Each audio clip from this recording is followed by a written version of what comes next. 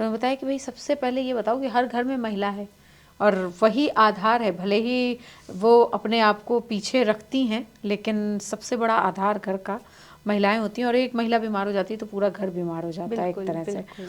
तो आप मुझे ये बताइए कि क्या वो कौन सी एज है जब महिलाओं को सबसे ज़्यादा खतरा होता है, और फैमिली वाले उस समय क्या करें कि भाई हमारे घर की महिला की 25 साल या 30 साल या 45 साल एज हो गई है, अब हमें ये स्क्रीनिंग करानी शुरू कर देनी चाहिए, क्योंकि पुरुषों का बड़ा योगदान होगा महिलाओं को बचाने में। तो वो मुझे अगर आप बताएं कि किस एज ग्रुप की महिलाओं को सबसे ज़्यादा खतरा होता है। अगर हम बात करें कि मोस्ट कॉमन एज ग्रुप क्या होता है कि कैंसर इस एज ग्रुप में ज़्यादा कॉमन या ज़्यादा तेज़ी से बढ़ना शुरू होता है, तो यूजली हम कहते हैं 50 इयर्स एंड अबव। तो जो भी महिला 50 साल या उससे ऊपर की हैं उनमें थोड़ा सा ज़्यादा खतरा बढ़ता है। एक तो एजिंग भी एक अपना प्रोसेस शो करती ही है, इसके अलावा लाइफस्टाइल चेंजेस भी, और या फिर जो हार्मोनल प्रोफाइल भी है वो मोस्टली सारी महिला उस टाइम तक कंप्लीट कर चुकी होती है अपने सारे हार्मोनल स्टेजेस, तो उस एज ग्रुप में ज़्यादा होने के चांसेस होते हैं। अब प्रिवेंट कैसे करें, तो सेम जैसे हम लोग ने स्क्रीनिंग की बात करी, स्क्रीनिंग कराएं। ब्रेस्ट के लिए मैमोग्राफी है, 40 साल से ही शुरू हो जाती है, हर 3-3 साल में कराएं।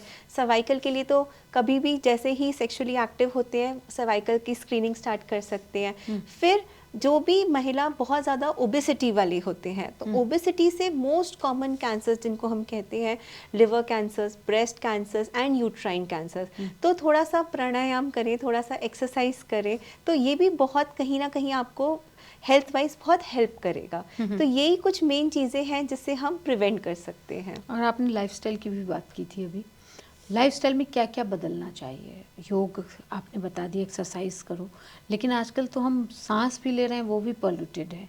और अगर मेट्रोपॉलिटन सिटीज़ में, वैसे तो मैं बिहार से पर्सनली आती हूँ, तो बिहार में भी अब जहाँ हम लोगों के यहाँ तो आसपास पेड़ ही पेड़ हैं गया पैच, तो हम लोगों के यहाँ आसपास पेड़ ही पेड़ हैं, लेकिन वहाँ भी पॉल्यूशन बहुत ज़्यादा है। तो वहाँ पे कैसे बचें, क्योंकि पोल्यूशन अपने आप में कार्सिनोजेनिक होता है, उससे कैंसर होता है, और बहुत सारी रिसर्च उस पर आ चुकी हैं। लंग कैंसर उसमें सबसे ज़्यादा चांसेस होते हैं। इसमें हम अपने आप को कैसे बचाएं?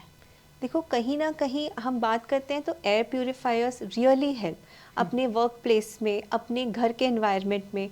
इसके अलावा जितने भी, मैं तो प्लांट्स की शौकीन हूँ, तो जितने भी हम एयर प्यूरिफाइंग प्लांट्स अपने घर के, अपने सराउंडिंग्स में लगाएंगे, तो कहीं ना कहीं कुछ ना कुछ तो वो, this is all is what is called is lifestyle modifications, कि अपने घर में एयर प्यूरिफायर्स इंस्टॉल करें, अच्छे प्लांट्स लगाएं, तो जिससे जो जो एयर प्यूरिफाइंग प्लांट्स जिनको हम कहते हैं, फॉर एग्जाम्पल स्नेक प्लांट्स, जीजी प्लांट्स, तो ये कहीं ना कहीं आपके लाइफस्टाइल को भी इफेक्ट करेंगे। नहीं, लेकिन ये बात तो हो गई जो इसे अफोर्ड कर सकते हैं। एयर प्योरीफायर हर कोई नहीं लगा सकता, और मुझे लगता है कि जो देख रहे होंगे वो ऐसे भी होंगे जिनको मतलब बहुत कुछ खरीदने के लिए भी सोचना पड़ेगा।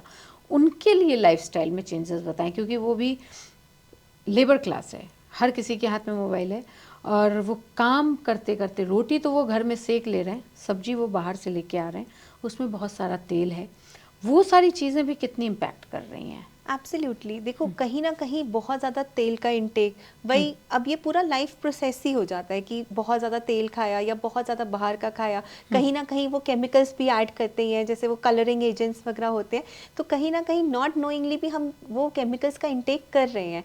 तो उससे क्या होता है कि फिर अगेन इन्फ्लेमेशन होगा, और फिर उसके बाद कोई भी मेडिकल कंडीशंस या for example cancer he develop होगा। तो जितना घर का शुद्ध खाना खाएंगे, जितना चाहे सिंपल खाना ही बनाए, चाहे आलू की सब्जी ही बना ले, बट यस, घर का शुद्ध खाना ही जितना खा सके उतना इम्पोर्टेंट है हम लोगों के लिए।